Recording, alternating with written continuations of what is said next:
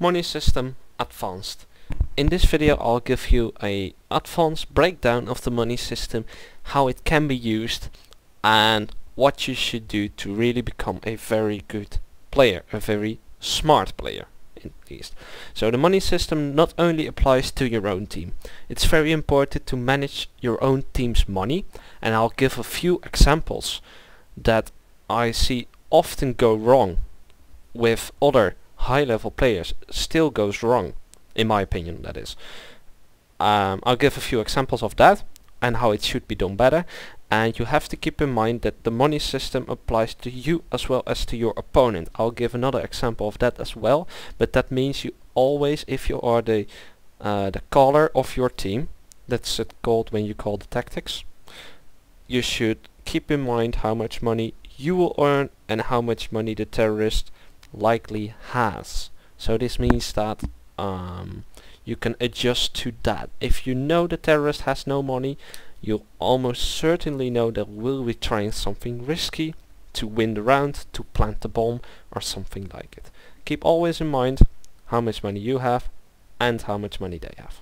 Okay, so let's say you're joining the terrorist team. You're Bob, John, Mark, Eric and David, and you're one of them, and you have that much cash. Bob has 6,000 and you all agreed upon that Mark would be the main AWPer of your team. He has practiced with the AWP as the most and therefore he will be the AWPer. This is a very simple example. What will happen is Bob will buy the AWP and Mark will buy an AK for Bob. They'll exchange weapons, Mark will have the AWP and Bob will have his AK. Good, right? It's easy. Next example. Bob has 6,200 and Mark has 6,500. Only now John has only 1,800. What you might think and what you might do if the team doesn't pay attention and you say, okay, we're going to buy weapons this round. Mark will buy an AWP. Mark will buy an AWP, he has money enough for a Kevlar, a flashbang or a nade, and Bob will buy an AK and John will buy a Kevlar and maybe some flashbangs to pick up a weapon, right? So this is what happens. Bob the AK, John armor nades, Mark has the AWP, and Eric and David both have an AK. And of course they have nades and flashbangs as well. But this is not necessarily the best thing to do, because if you look at this problem another way, you can say, what happens if Mark buys 2 AKs and Bob buys the AWP?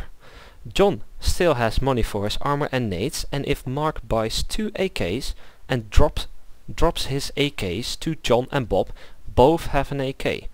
Bob has bought the AWP and can give it to Mark, and this means that all 5 players have an AK, while in this case only 4 players had a weapon. And here 5 players has a weapon. So if you look smart at the problem, and this is my opinion, but I think it's better for 5 players to have a weapon than for 4. The only disadvantage you can think of here is that Mark won't have enough money left to buy flashes, nades and smokes. If he only bought the AWP, it would cost 4,750. If he bought 2 AKs, it would cost 5,400. So there's a small difference in that, but I think having 5 weapons is better than 4. You can argue about it, but it's good to think about.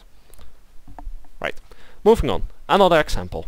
The score is 3-1, you're a terrorist and you have just lost 1 round. You have lost the last round. That is because the counter-terrorists have bought their weapons. You won the first 3 rounds because you had weapons and they had no money.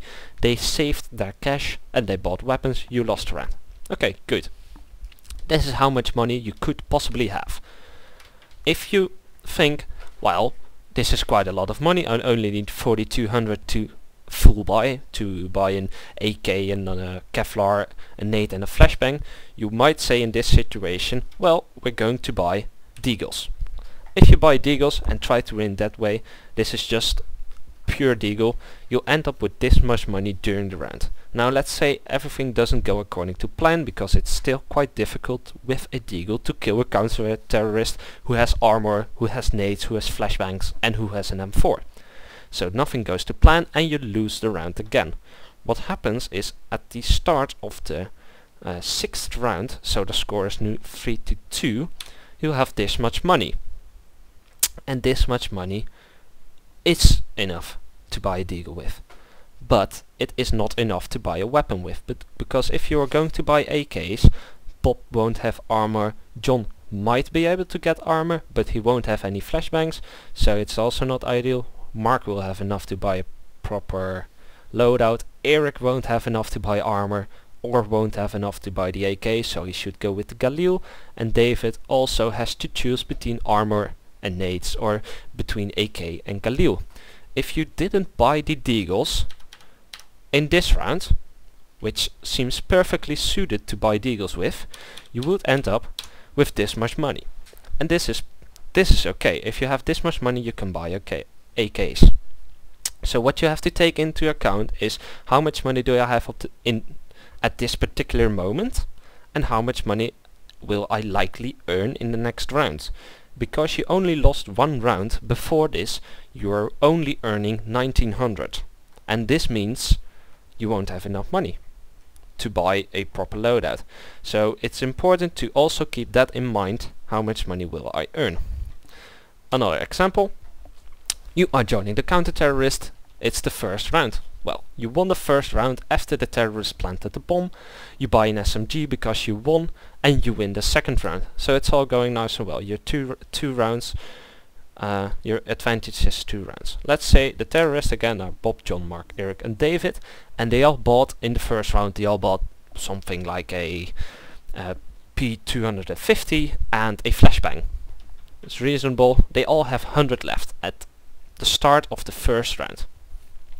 They planted the bomb, and John planted the bomb. As you can see, he has 300 more than the other team. They lost a round, they lost the first round, so they earned 1400, but because they planted the bomb, they all get an additional 800. They lose the second round, and they end up with this much money. This is enough to buy.